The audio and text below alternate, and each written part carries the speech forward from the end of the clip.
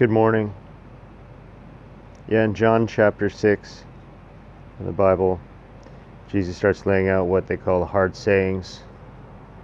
He says a lot of things to people, among them, that Moses gave you the bread from heaven, but I am the true bread, and you can't live unless you eat my flesh and drink my blood. My flesh and my blood are drink and food indeed.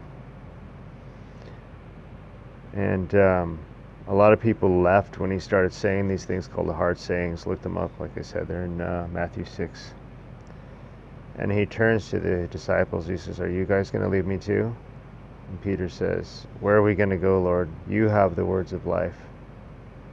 Not only that they had abandoned their jobs, left their wives at home, were the laughingstock of Israel, could not really go into a synagogue in their town anymore, or any of it.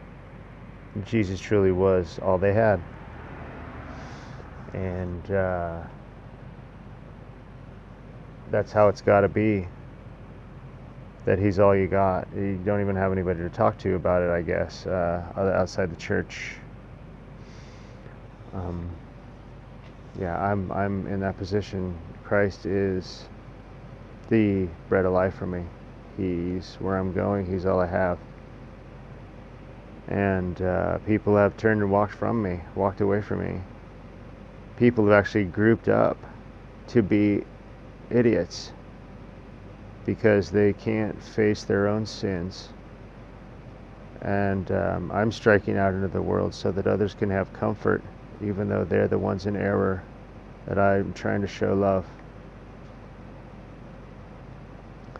This Lent has been the hardest period of my whole life.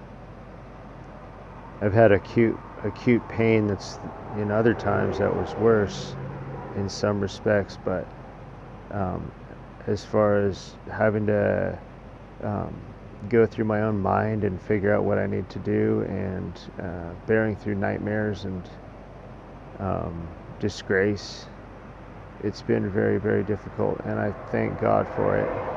I thank God for the monks, the parishioners, as well as the Holy Spirit, and all the fathers who laid out this path for me. I'm nowhere near these fools for Christ who slept outside all the time. Didn't have anybody to call on, and they could only throw themselves out there and try to get alms. And I bless God that I'm not that way.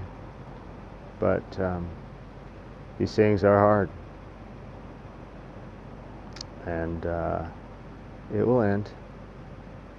But this part of my flesh does not like it. God be praised. Praise His holy name. Yeah, and to the completion of my thought about the bread of life,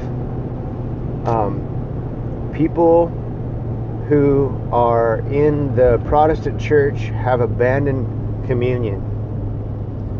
They've abandoned the real presence, is what it's called, the real literal presence of the Eucharist in the communion.